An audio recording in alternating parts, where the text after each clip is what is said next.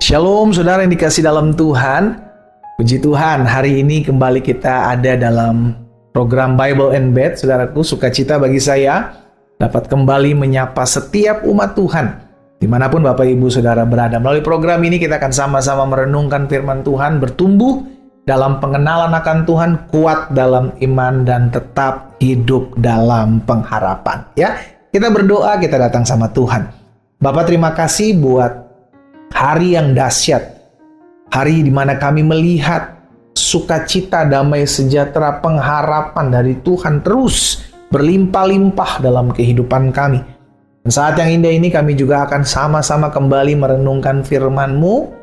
Roh Kudus urapi kami dengan roh hikmat dan wahyu, ajar kami sehingga kami belajar firman-Mu, kami mengerti akan kebenaran, dan kami percaya kebenaran inilah yang memerdekakan kami. Bersabdalah atas kami, di dalam nama Tuhan Yesus Kristus kami berdoa. Haleluya. Amin. Amin. Puji Tuhan. Saudara yang dikasih dalam Tuhan, kita manusia hidup di dalam waktu. Ya, kita hidup sama-sama mendapati 24 jam dalam satu hari. Tidak ada yang 25 jam, tidak ada yang 26 jam. Dan semua terikat oleh waktu, saudara. Makanya Musa jelas katakan, ajarlah kami menghitung hari-hari kami sedemikian, sehingga kami beroleh hati yang bijaksana. Bijaksana dalam mengatur waktu, gitu ya. Nah, ketika kita menyadari hal ini, maka kita perlu tahu bahwa Tuhan yang mengajarkan kita untuk mengatur waktu sedemikian rupa, sehingga kita tidak membuang-buang waktu, karena hidup itu terus berjalan. Mungkin sebagian kita berkata, pendeta, ya cepet banget ya, sekarang udah bulan Maret aja gitu, udah mau habis bulan Maret, April, udah mau Pasca gitu ya kan, ntar lagi masuk Pasca dan Natal, udah habis lagi 2020. Itulah waktu. Namun Tuhan ada di luar waktu, saudara. Tuhan tidak terikat oleh waktu. Kitalah manusia yang terikat oleh waktu. Itu sebabnya dalam Kejadian pasal yang pertama, ayat yang ke-14, firman Tuhan bilang begini, berfirmanlah Allah, jadilah benda-benda penerang pada cakrawala untuk memisahkan siang dari malam. Biarlah benda-benda penerang itu menjadi tanda yang menunjukkan masa-masa yang tetap dan hari-hari dan tahun-tahun. Jadi Tuhan yang menciptakan benda-benda penerang, matahari, benda-benda penerang, bulan, sudah dikasih dalam Tuhan yang menciptakan. Sehingga akhirnya kita tahu, oh jadi ini waktu udah mulai pagi, oh ini masih malam, oh ini udah cerah, ini udah terang, ini udah siang gitu. Nah, waktu-waktu itu Tuhan ciptakan untuk kita mengingat bahwa hidup ini cuma sementara gitu loh, saudara. Sama-sama bilang sama saya, hidup cuma sementara. Ya. Waktu-waktu ini Tuhan ciptakan agar kita terbatas. Limitnya ada. Karena kalau sampai manusia memiliki kekekalan di bumi, lupa sama Tuhan. Gak kekal aja lupa sama Tuhan. Apalagi, iya kan? Apalagi sampai kekal. Jadi manusia dibatasi. Sama-sama bilang sama saya, Tuhan membatasi hidup kita dengan waktu. Ya. Tuhan membatasi hidup saudara dan saya dengan waktu agar kita tahu bahwa hidup kita itu butuh Tuhan. Kita enggak selama-lamanya ada di muka bumi ini. Kita akan ada waktunya di mana Tuhan memanggil kita pulang. Kita akan kembali tidak ada lagi di muka bumi. Dari yang tidak ada sekarang ada, Tuhan izinkan ada di muka bumi, dan nanti ada waktunya di mana Tuhan akan tarik kita kembali. Iya kan? IMB-nya habis. Apa tuh pendeta? Izin menempati buminya habis gitu. Tapi ini yang saya mau ajak setiap kita umat Tuhan hari ini untuk kita renungkan. Tuhan menempatkan benda-benda penerang di cakrawala, ada matahari, ada bulan, ada bintang, untuk mengatur masa-masa, untuk mengatur waktu-waktu, untuk mengatur hari-hari, agar ada keterbatasan itu, saudara dikasih dalam Tuhan. Sehingga akhirnya manusia diajarkan untuk menggunakan waktu dengan itu tadi, bijaksana.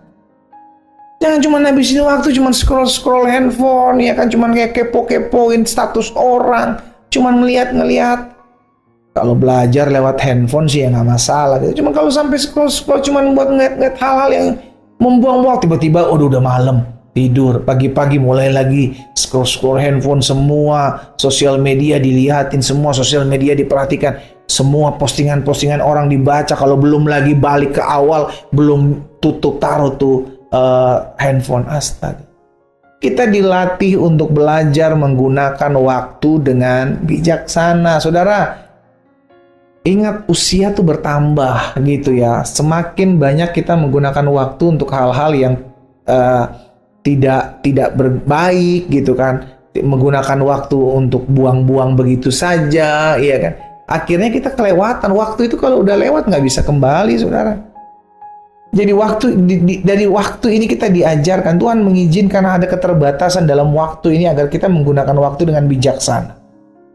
Sehingga akhirnya ketika kita tahu menggunakan waktu dengan bijaksana, kita tahu jangan sampai saya menunda untuk melakukan apa yang memuliakan nama Tuhan. Jangan sampai saya menunda kesempatan untuk melayani Tuhan. Jangan sampai saya menunda kesempatan untuk melakukan apa yang baik buat semua orang.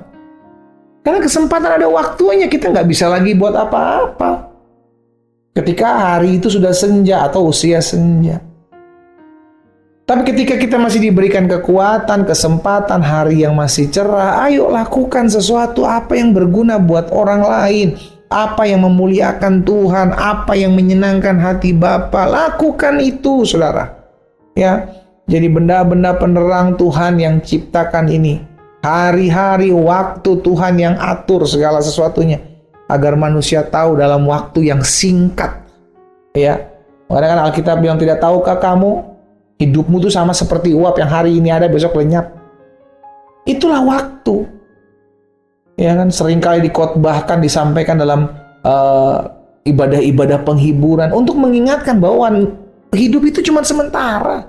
Karena apa? Karena dibatasi oleh waktu itu. Nah, Tuhan yang membuat semuanya itu agar manusia selalu ingat sama Tuhan, agar manusia tahu bahwa hidupnya cuma sementara, sehingga akhirnya menggunakan waktu dengan bijaksana.